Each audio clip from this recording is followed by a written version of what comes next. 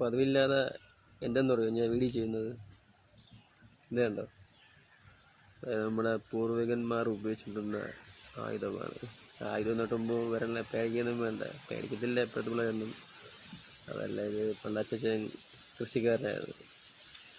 അപ്പോൾ കൃഷിയിടങ്ങളിൽ ഉപയോഗിച്ചുകൊണ്ടിരുന്നത്. അപ്പം അച്ഛൻ മെയിനായിട്ട് പാക്കൊക്കെ വെട്ടും.